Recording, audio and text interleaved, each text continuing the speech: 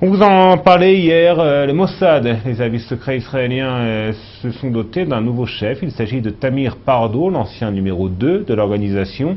Les images de sa première apparition publique dans ce reportage. Il s'appelle Tamir Pardo et c'est lui qui a été désigné pour succéder à Meir Dagan à la tête du Mossad, la fameuse centrale de renseignement de l'État d'Israël. C'est donc un vétéran des services de renseignement israéliens qui a été choisi pour assumer cette fonction. Entré dans la maison en 1980, il est également connu pour avoir servi aux côtés de Yonatan Netanyahou lors de l'opération d'Entebbe en 1976. Ce choix est totalement assumé par le Premier ministre israélien Benjamin Netanyahou, pour qui les défis sécuritaires à venir sont d'une telle complexité que seul un homme d'expérience pouvait relever la gageure.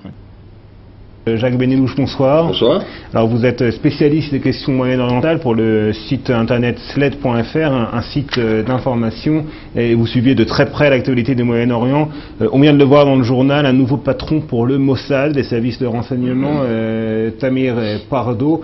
Un nouveau patron également pour l'armée israélienne, puisque Gabi Ashkenazi va quitter ses fonctions de chef d'état-major. Il va être remplacé en février prochain par le général Yoav Gallant.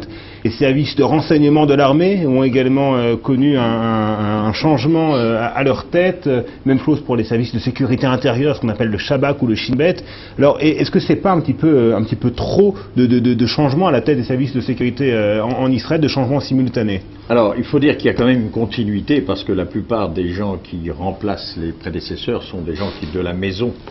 Mais c'est un peu dangereux de changer tout d'un coup. Par contre, ça peut être très utile si l'on veut changer éventuellement de politique. On pourrait considérer que peut-être Benjamin Netanyahou envisagerait de changer de politique. Ce serait bien qu'il ait donc sous ses ordres un certain nombre de gens qui ont une autre optique de la politique qui a été menée jusqu'à présent. Il faut savoir, par exemple, dans le cas du Mossad, le Mossad Meir Dagan a été nommé par Sharon au moment d'Oslo.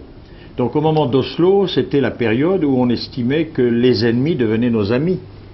Et donc il y avait une politique qui a été complètement changée, qui a entraîné d'ailleurs une certaine inefficacité du Mossad, avec pas mal d'échecs. On a tendance à considérer pourtant que le mandat de Meir Dagan s'est caractérisé par un retour du Mossad à ses anciennes valeurs et par une série de succès des services secrets. Absolument, mais dans un domaine bien particulier, c'est-à-dire que le Mossad s'est spécialisé dans des opérations ciblées, d'assassinats ciblés.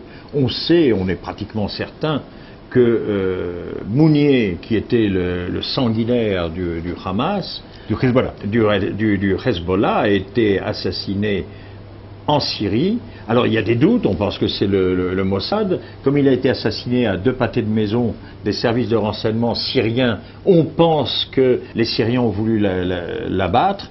Ce qui est certain, c'est que Dagan s'est caractérisé par une politique prudente et par une politique plutôt d'opérations qui ne font pas de bruit. Donc, c'est-à-dire des opérations ciblées, les assassinats ciblés. Il y a eu beaucoup de gens qui ont été assassinés. Il faut quand même rappeler l'affaire El Mabrouk. Évidemment, on ne sait pas officiellement si c'est le Mossad, mais tout porte à croire que les services secrets israéliens sont derrière cette affaire avec ce qu'on peut peut-être considérer comme étant là un fiasco du Mossad. Il y a un doute. Vous savez, j'ai écrit un article où je pense, selon mes informations, que on n'est pas sûr que ce soit le Mossad. Alors, il faut rappeler, Mahmoud El Mabrouk, l'un des chefs militaires du Hamas. Voilà. Je pense pas que le Mossad, parce que c'est pas la signature du Mossad.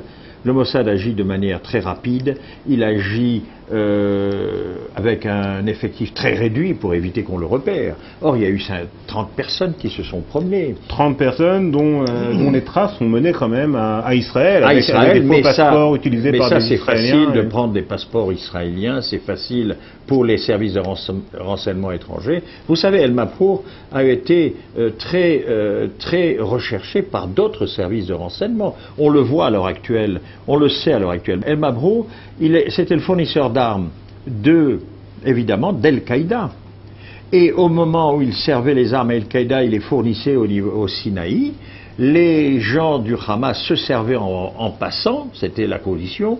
et une partie de ces armes arrivaient au Hamas. Mais ce qu'il faut savoir, c'est que le plus gros des armes était à destination d'Al-Qaïda. Or, il faut savoir que Obama a mis son objectif uniquement sur Al-Qaïda, parce que Al-Qaïda le gêne en Afghanistan.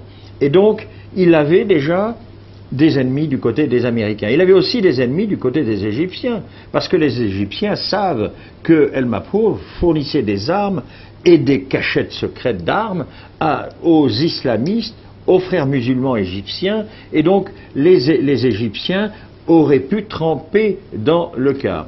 En tout cas, les responsables, les nouveaux responsables nouvellement nommés des différents services de sécurité israéliens auront du pain sur la planche. Le Hamas, Al-Qaïda qui commence à faire parler de lui dans la région, justement, dans la bande de Gaza, dans le Sinaï, mais également, bien évidemment, le programme nucléaire de l'Iran. Il faut peut-être noter dans ce domaine que une autre personnalité clé vient d'être nommée à la tête d'une institution importante, la commission parlementaire de la Knesset des Affaires étrangères et de la Défense, l'ancien chef d'état-major et ancien ministre de la Défense. Alors je pense que l'objectif du Mossad et l'objectif de Amman, les renseignements militaires, vont être axés maintenant sur l'Iran. Il est évident que c'est le problème fondamental et qu'on ne sait pas si, vous savez, le chef d'état-major ancien, le précédent, Ashkenazi, était considéré comme étant un homme modéré. Son remplaçant n'est pas du tout, n'a pas cette réputation. On ne sait pas ce qu'il va faire, mais ce qui est sûr, c'est qu'il n'a pas cette réputation. Son remplaçant, c'était l'homme qui voulait rentrer dans Gaza, en apportant derrière lui les troupes palestiniennes, Mohamed Dahlan, pour éventuellement renverser le régime. Il était prêt à le faire. Il a été bloqué dans son avancée. Donc, il est évident que déjà, le chef d'état-major, c'est quelqu'un qui est plus enclin à la force que le prédécesseur. Et donc, il y avait d'ailleurs un point commun entre Gabi Ashkenazi, le chef d'état-major, et Meir Dagan, le patron du Mossad. Exactement. Tous deux étaient partisans de la voie diplomatique et également des opérations secrètes, élimination, mais également sabotage informatique contre le programme nucléaire de l'Iran. L'affaire du Stuxnet, on est pratiquement certain que c'est une collaboration américano-israélienne, parce que quelque chose de cette hauteur de compétences et de technicité ne peut être fait que par des pays ayant des moyens importants. Donc, Ahmadinejad lui-même a reconnu que le virus informatique avait ralenti les activités nucléaires. Absolument, il a toujours nié, mais il ne pouvait pas faire autrement puisqu'il y a des observateurs locaux qui le dénoncent. Alors c'est un peu effectivement la patte de Dagan, de faire des actions sans trop de bruit. On assassine éventuellement des savants iraniens, pas tellement pour tuer un savant, c'est pour créer la désorganisation au sein des services. La panique peut-être. C'est la panique. C'est-à-dire que maintenant on dit aux savants, vous savez, vous êtes dans notre ligne de tir, vous risquez de mourir, et à partir de là les savants vont avoir peur, et quand on a peur on ne travaille pas avec autant d'efficacité. Évidemment. On va peut-être passer, si vous voulez bien, Jacques Benninouche, de l'Iran au dossier du Liban. On attend au Liban avec beaucoup d'anxiété, avec une certaine angoisse, la publication des résultats de l'enquête du tribunal international de l'ONU sur l'assassinat de l'ancien Premier ministre libanais Rafik Hariri. Le Hezbollah sera très probablement mis en cause. Est-ce que véritablement on risque d'assister à une déstabilisation, certains parlent même de guerre civile au Liban? Absolument. Je pense que Netanyahou, le 24 novembre, a réuni le conseil de restreint parce qu'il avait eu des informations très sérieuses sur ce qui allait se passer et sur les conclusions qui allaient être données par le tribunal. Le tribunal n'a jamais été accepté par le Hezbollah.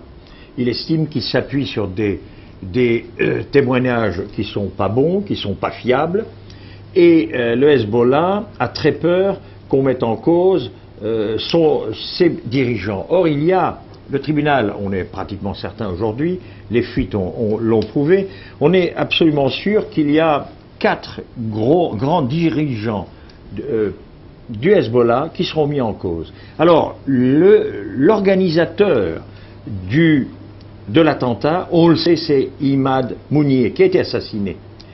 C'est lui, parce que lui, c'est le grand spécialiste des voitures piégées, c'est le grand spécialiste, l'ingénieur capable de créer des voitures et des 4x4 piégés.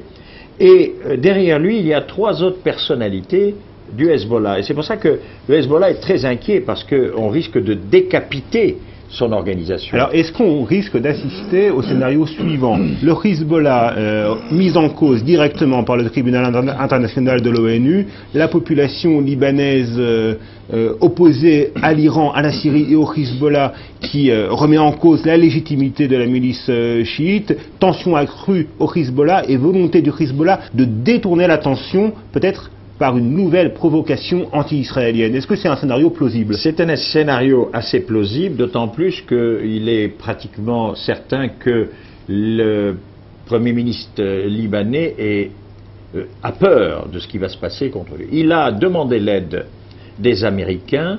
Il trouve que l'Europe est assez passive, et parce que l'aide américaine n'est pas venue et parce que les Européens, les parrains du Liban, n'agissent pas, il a été pratiquement faire un voyage pour se vassaliser auprès de l'Iran, avec un peu l'impression, ce qui me donne l'impression un peu, c'est de Samson.